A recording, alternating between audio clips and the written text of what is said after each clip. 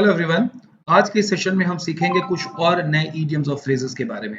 तो सबसे पहले शुरुआत करते हैं बगैर समय बर्बाद किए। आज का हमारा पहला फ्रेज है एक पंथ दो काज।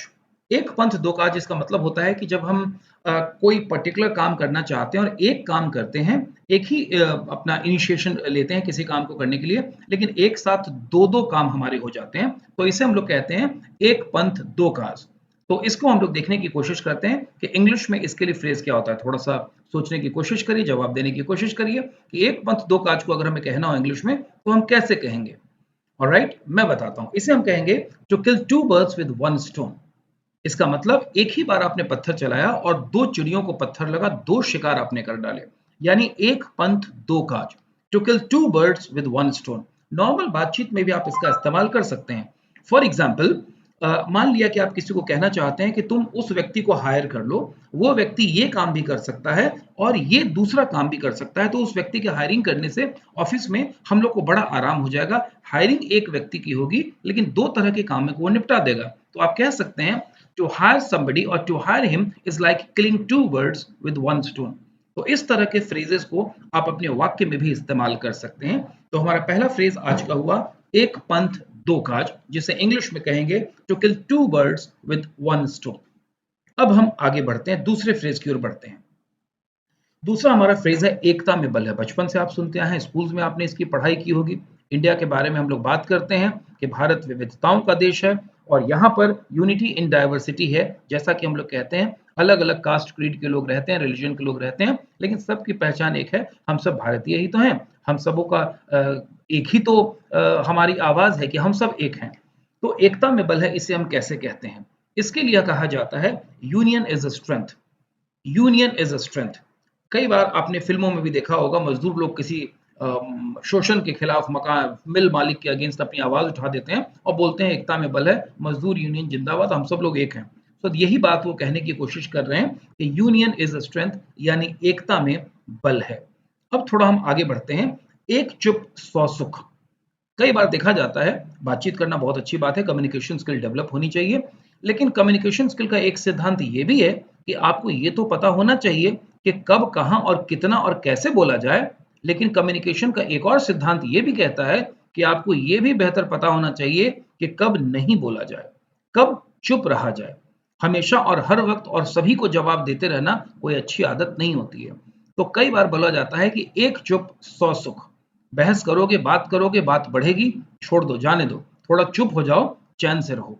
तो एक चुप सौ सुख। अक्सर माएँ अपने बच्चियों को ये सिखाती है कि बेटा एक चुप सौ सुख, थोड़ा चुप हो जाओ, क्यों भाई से झगड़ा कर रहे हो, भाई तुम क्यों बहन से झगड़ा कर रहे हो, क्यों दोनों भाई, छोटे भाई बड़े भाई आपस में बात कर रहे हो, एक आदमी चुप हो जाओ ना।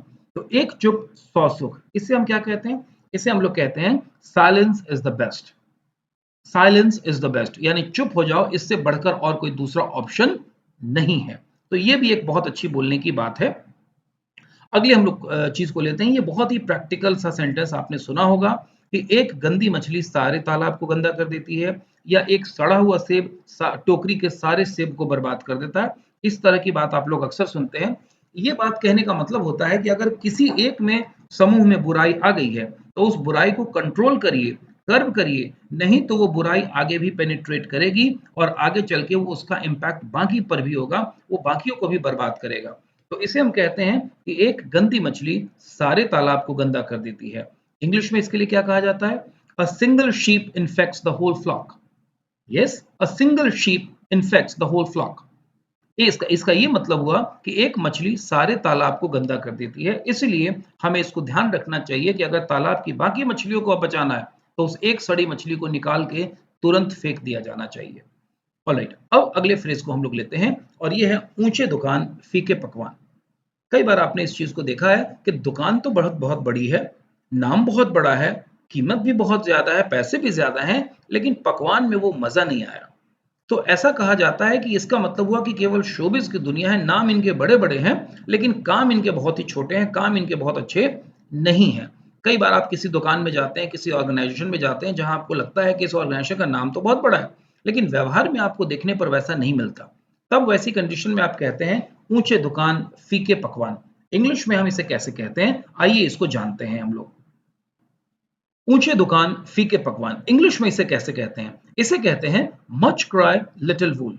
जी हाँ, मच क्राई लिटिल वूल, यानी हंगामा शोर शराबा तो बहुत ज्यादा है, लेकिन बहुत ज्यादा हंगामा शोर शराबा होने के बावजूद जितना जितनी बड़ी बात की गई वैसा रिटर्न हमें यहाँ से नहीं मिल रहा। इसे कहते हैं मच क्राई लिटिल वूल। अब थोड़ा आगे बढ़ते हैं। अब थोड़ा आगे बढ़ते हैं और अगला है अंत भला तो सब भला। इसका मतलब क्या हुआ? अंत भला तो सब भला। आपने कोई काम किया, चलिए थोड़ा-सा उसमें कुछ रुकावटें आई, कुछ दिक्कत हुई, थोड़ा रिश्तों में कड़वाहट भी आ गई, लेकिन अंत में जाकर के सारे मसले सुलझ गए, सारी भ्रांतियाँ खत्म हो गई, सारी समस्याएँ खत्म हो गई। तो हम कहेंगे कि अंत भला हुआ ना, तो चलो सब चीज़ भला ही हुआ। इसलिए आप जब फ़िल्में देखते हैं, ख़ास करके हिंदी विद और बॉलीवुड की फ़िल्में आप देखते हैं, तो आप रियलाइज़ करते हैं कि अंत में सब ठीक हो जाता है। एक फ़िल्म में हीरो कहता भी है कि अंत में सब ठीक हो जाता है, हमारी फ़िल्मों की तरह ज़िंदगी में भी अंत में सब ठीक हो जाता है। अगर ठीक नहीं हुआ तो इसका मतलब अभी अंत नहीं आया है। तो यहाँ भी वही कहा जा रहा है कि अंत भला तो सब भला, यानी all is well that ends well. सब अच्छा हो गया अगर अंत भला हो गया। तो इसलिए ध्यान रखिए इस बात को कि कभी भी आप किसी के पास हो, आपको डिपार्ट करना हो, विदा लेना हो, अंत भला कर के आइए। बीच में थोड़ा बहुत बेहतर होगा कि बीच में भी रिश्ते खराब ना हो, लेकिन अंत को भला करके आइए। You never know when exactly you need to go back and you need to go back to the same door which you had slammed earlier. तो ये ध्यान रखिए, जो दरवाजा आप बंद करके आते हैं, शायद आपको उस दरवाजे पे दोबारा कभी वापस जाना पड़े। तो अंत भला तो सब भला, यानी all is well that ends well. तो ये हमारा अगला फ्रेज था। इसके बाद आगे आते हैं, आप सुखी तो जग सुखी। क्या मतलब हुआ इसका? इसका मतलब ये हुआ कि अगर आप सुख में हैं, अगर आप खुश में हैं, तो आपको लगता है कि सारी दुनिया ही सुख में है, दूसरे को कोई समस्या नहीं है। व्यक्ति अपने नजरिए से चीजों को देखता है।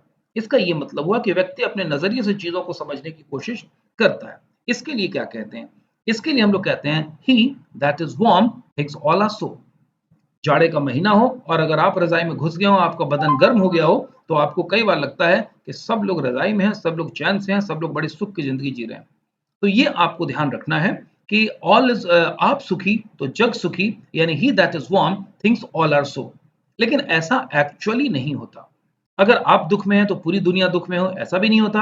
और आप सुख में हैं तो इसका ये नहीं मतलब कि सारी समस्याएं हो गई। कई बार लोगों को लगता है कि मेरे पास कोई ट्रबल नहीं है तो दुनिया में किसी के पास कोई ट्रबल नहीं है। ऐसा नहीं होता, सबकी अपनी जिंदगी है।